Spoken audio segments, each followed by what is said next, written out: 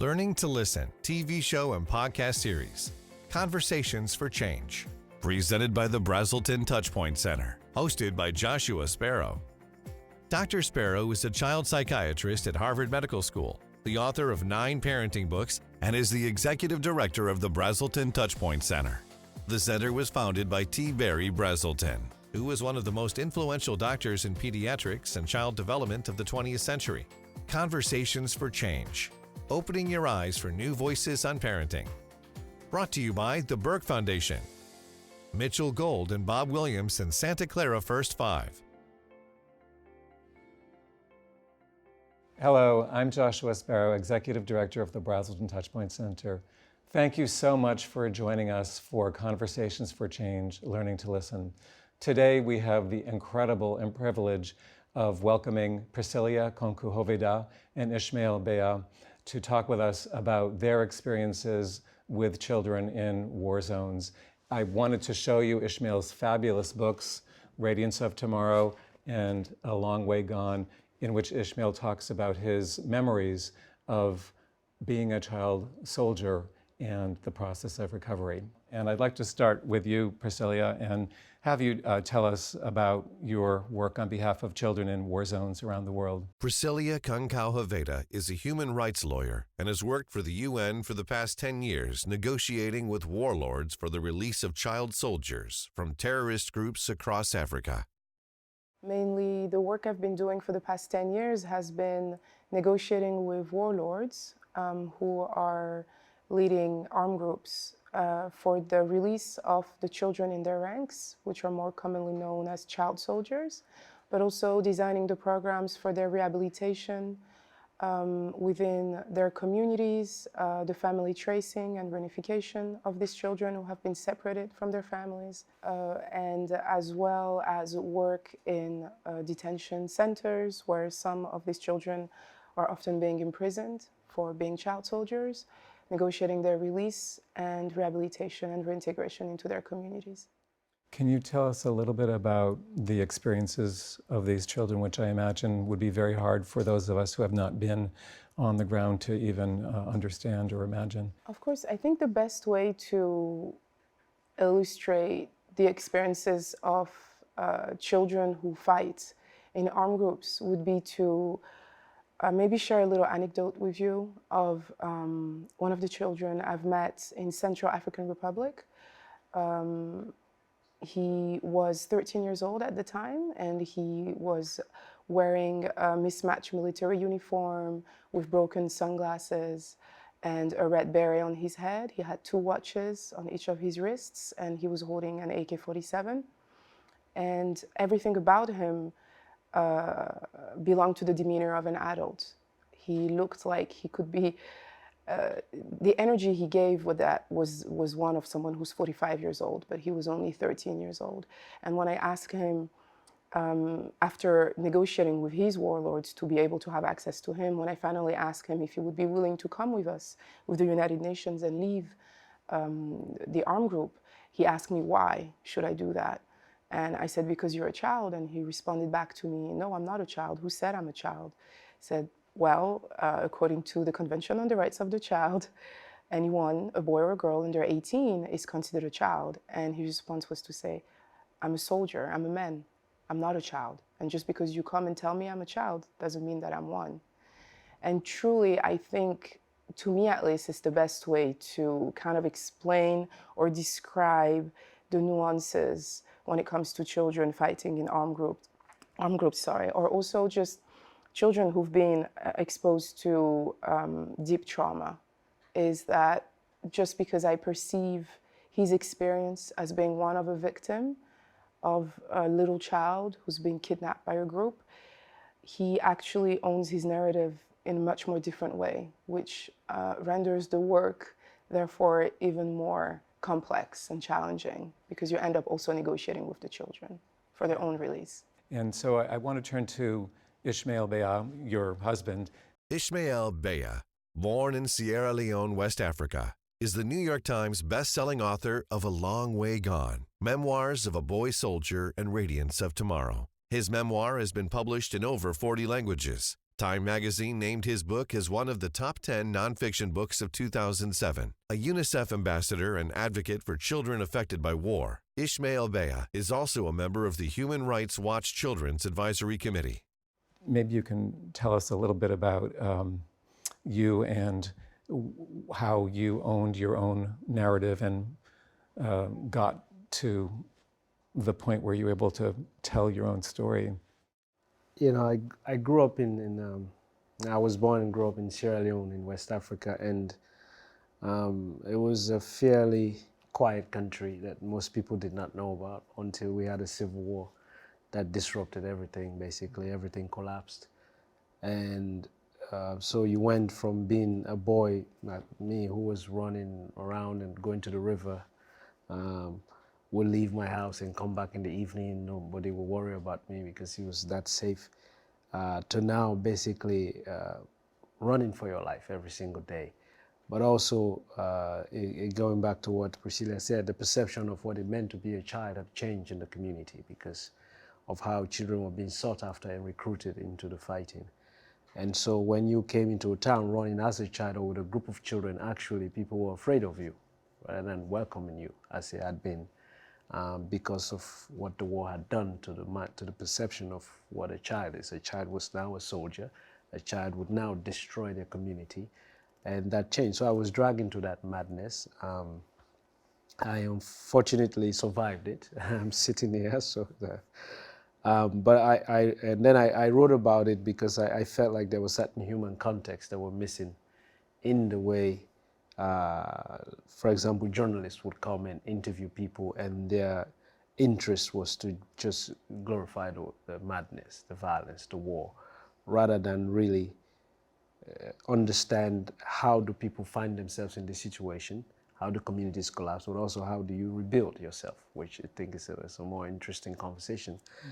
But obviously the people who came to speak were not interested in that kind of stuff. So my desire to tell my own story, to own my own story, came from that. I felt that nobody would knew how to do it better than I did, because at least for my part of the story, my small part of the story. And over the years as a writer, that's what I try to do. But also when I go as a UN ambassador in this field to meet young people, that's what I try to give them, to have people understand that just because you've grew up in violence doesn't mean that you don't know how to think about your life. Often that's the kind of natural impetus. People say, well, let's help this child. The child may actually know how to help themselves if you make them part of the solution. So part of me owning up my story and writing was to really illustrate that. So say more about the assumptions that people with good intentions might have that interferes with the individual, the child, being able to find his or her own way into being part of the solution.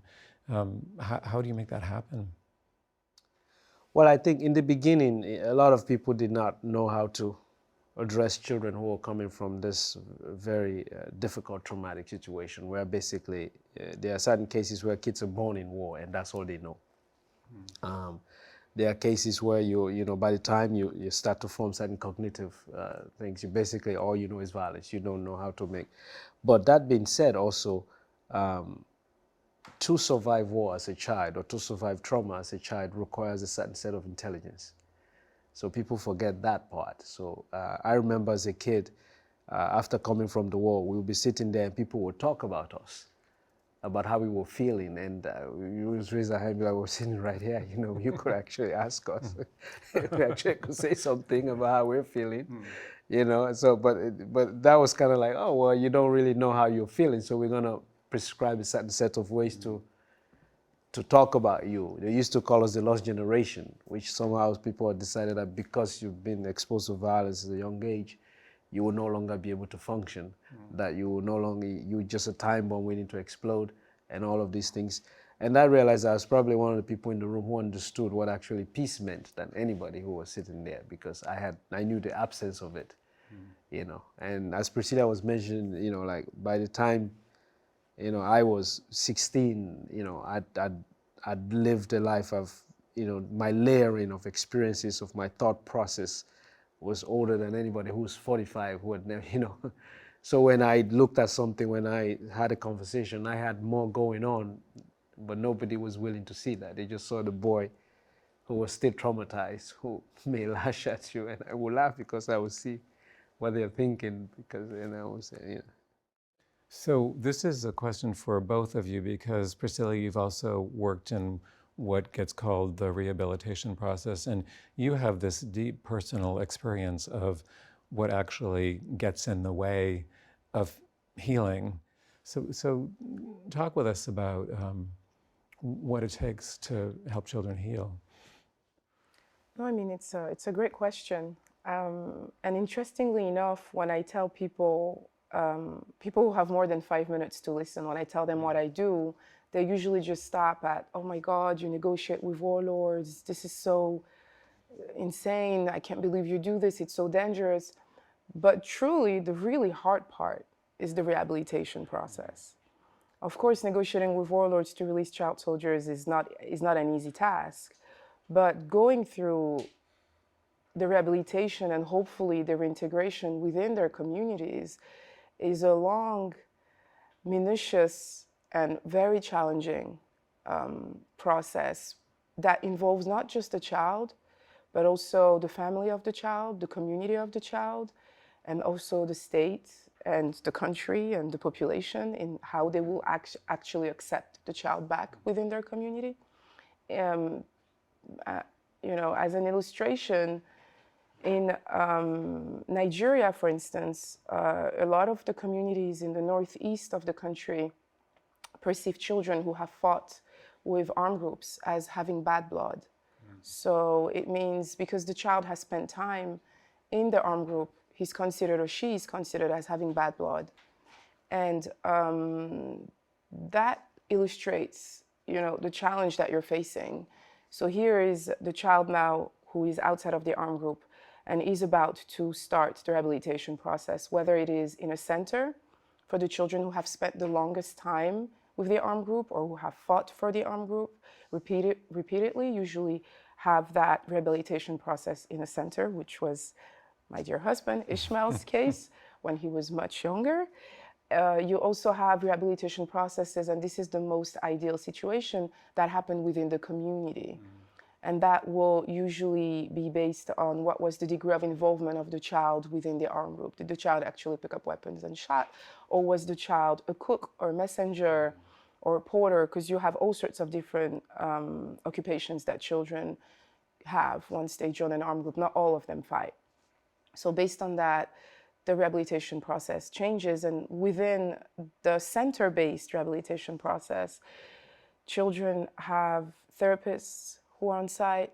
We usually favor, the psychologists usually favor a group therapy where all the children sit together and share their stories. And there are also play therapy, arts therapy, and so forth. But we're also talking about cultures that not necessarily even consider therapy. It's even for me, coming from Congo and Iran, living in France and in America, culturally, at least based on my experience, we never really sit and talk about how we feel. It's just not really part of our culture to be like, so how do you feel today? But how did that make you feel? It's not something that's really part of the culture, and so it's a case by case truly. And then once the rehabilitation process is finished, then starts the reintegration process within the community, which is a whole other. Yeah, and I think in reality it never goes that smoothly because Absolutely. The community may have been badly hurt. Absolutely. It may be hard to find family, and this is a lot of the experience that you described. I think we have a question from our audience, and then we'll come back to you. Hi, Ishmael. I've read your book and it's incredible. I just have one question for you.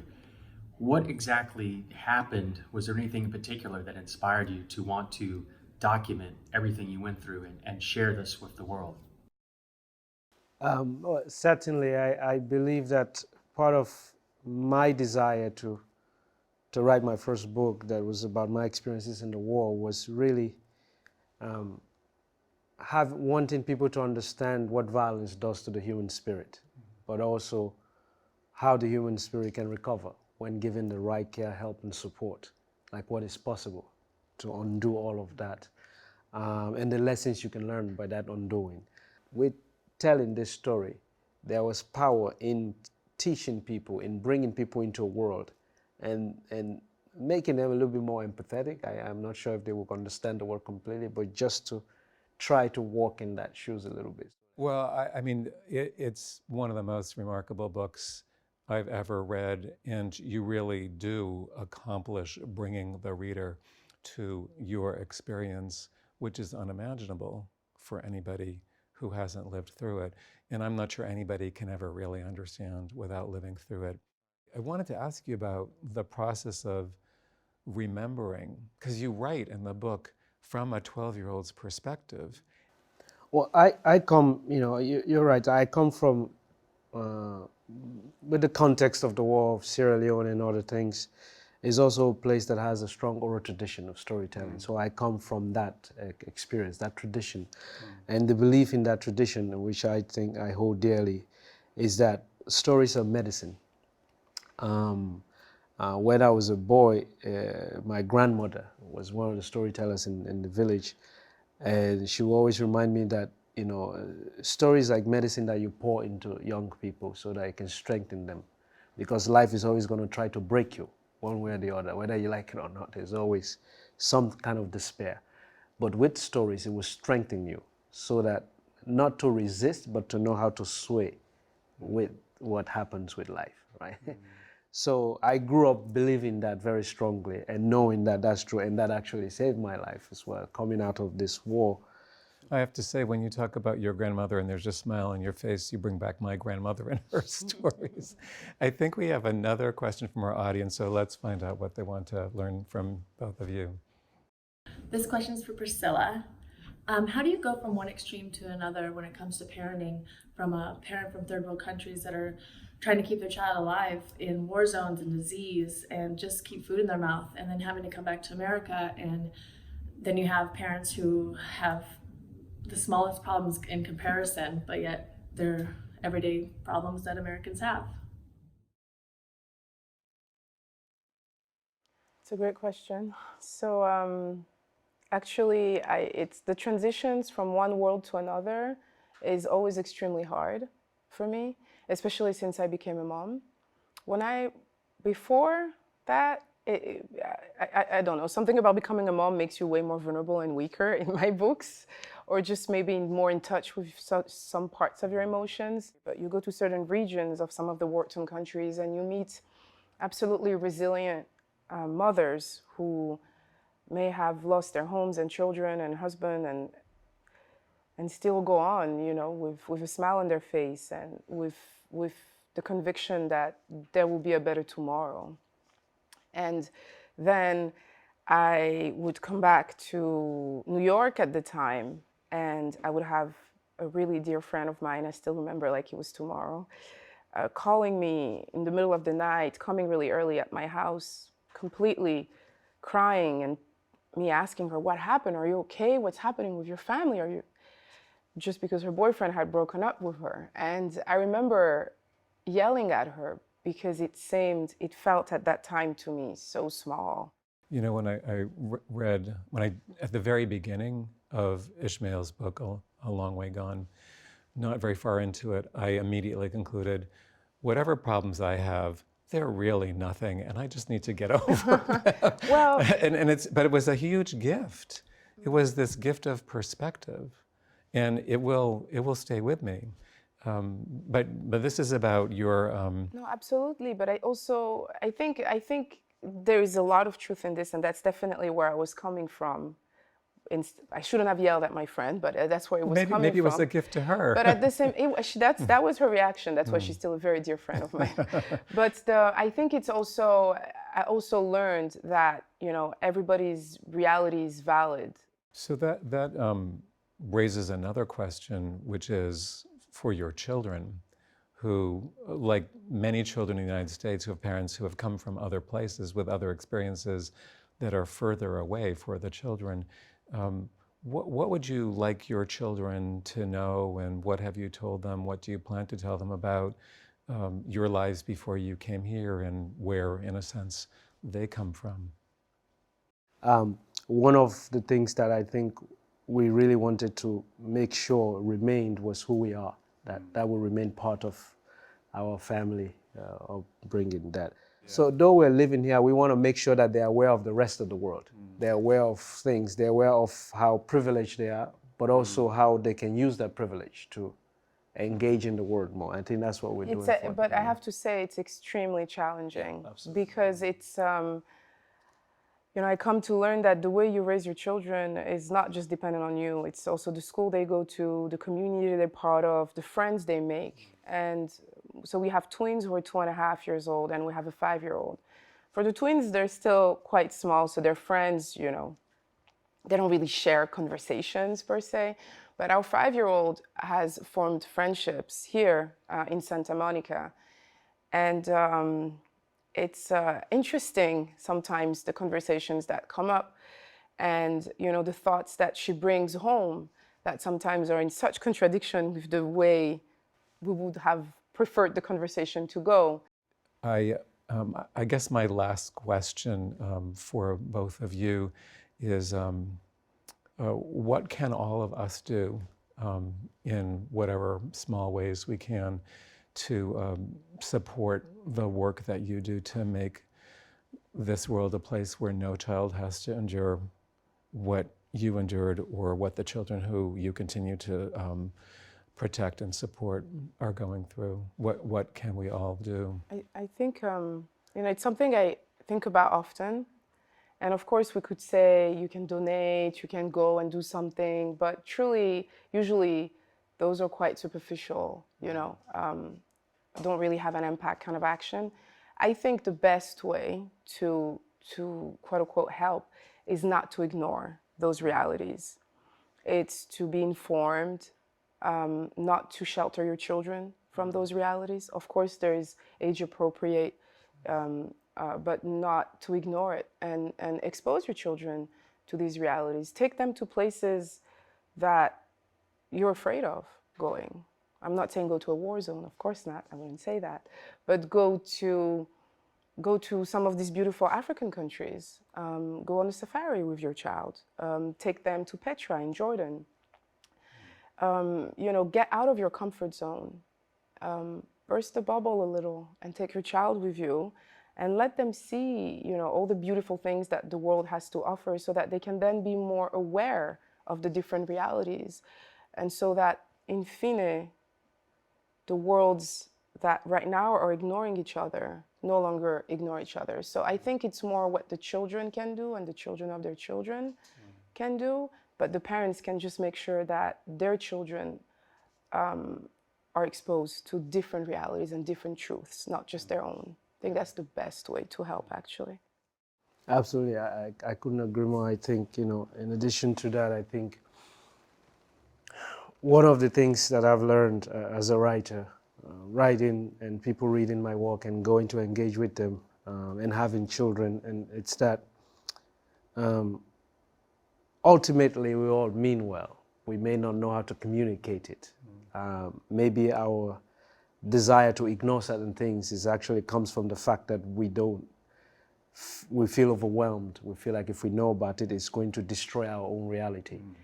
But what I've come to believe is that when we allow ourselves to be undone, actually, we strengthen our own value system more when we allow them to be challenged.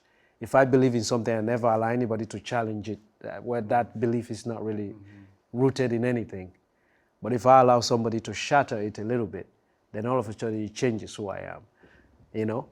It's strengthening. Then I know why I really believe in these values. I'm supposed to just hold on to them because that's what everybody else has said, that you should hold on to them. And I think it comes also through things like at our children's school, for instance, you know, it's sometimes as simple as picking a book that you wouldn't have picked. You know, you're accustomed to read those, you know, story time book to our kids, and we're all really used to take books that people look like us on the cover. The stories speak to us, and then we read that to our children, which is great. But how about picking a book where, you know, the characters don't look like you? and they're dressed differently, and they eat different food. Oh my God, they eat with their hands. And then reading that book to your child, or instead of listening to your favorite Lady Gaga song, maybe you put some, I don't know, Asian music, and just, you know, the idea truly about connecting people and, you know, connecting those realities so that it becomes a universal responsibility, not letting these kind of things happen in the world. Well, this is, sorry. No, I was going to say, and the thing is, it does work. People always feel that it's not going to do anything for them. For example, when I was writing my first book, there was this fear that nobody's going to read it. It's a book about a kid in war. This is heavy. You were wrong about that. Exactly. They were wrong about it. The publishers were wrong about it. It came out because people crave things. They just don't know how to lip. And I think this conversation is my hope for adults raising their children. So we should try to lip, you know, and leap. Or as Verniger would put it, like, try to jump off the cliff sometimes and try to sow our wings as we fall down. Take that leap, you know, and spread and see our what wings. happens. Yeah. And see what happens. And because we are already, if you're in the Santa Monica, you're in a bubble, whether you like it or not. You are.